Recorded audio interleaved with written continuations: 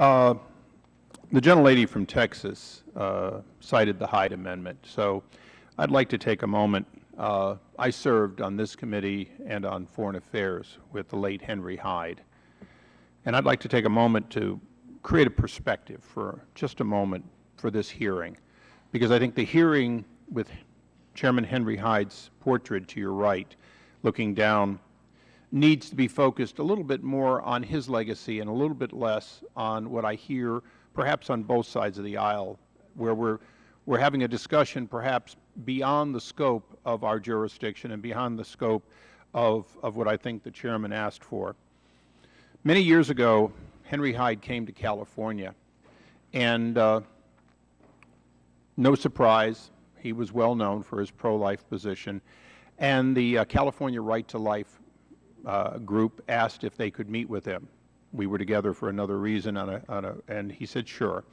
So he got together in a room of very strident pro-life advocates in California, and they asked him about overturning Roe, and they asked him about every issue that you might expect.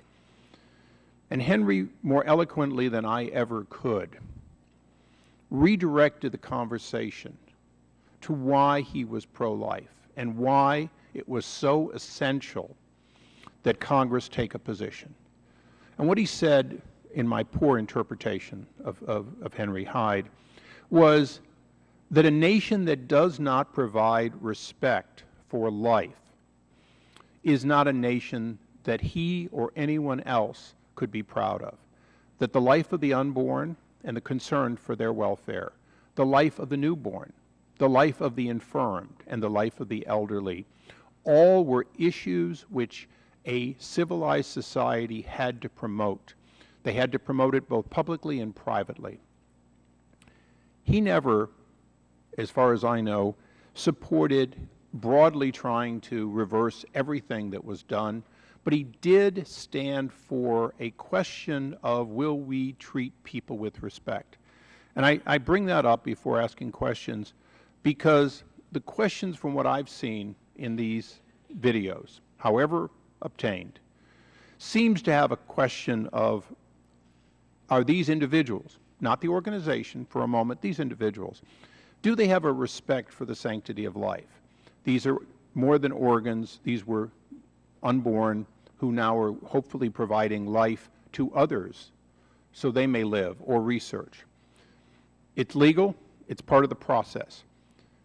But there is a question about whether an organization and its employees are as efficient as they should be, effective as they should be, as good as stewards of $500 million of our money, and whether or not their conduct is conduct that's inappropriate for this organization to further allow.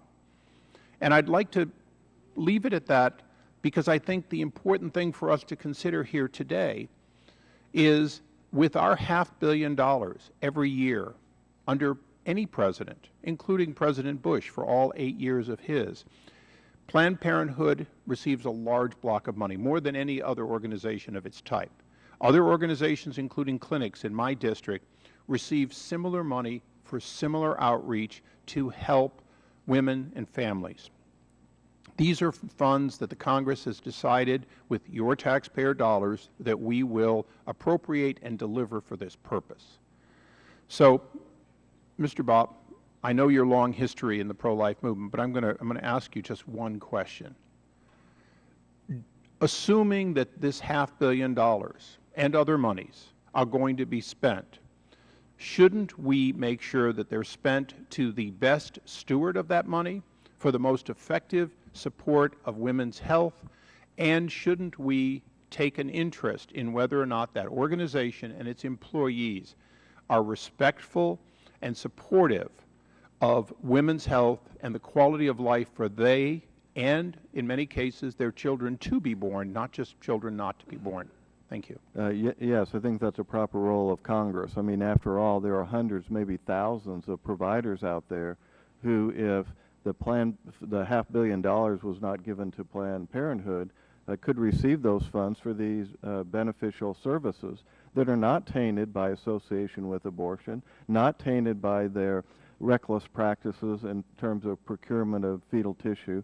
And you know, I think everybody would be a lot more comfortable with that resources would not be inadvertently diverted to support those activities, but and its association would be terminated. Thank you. Thank you, Mr. Chairman.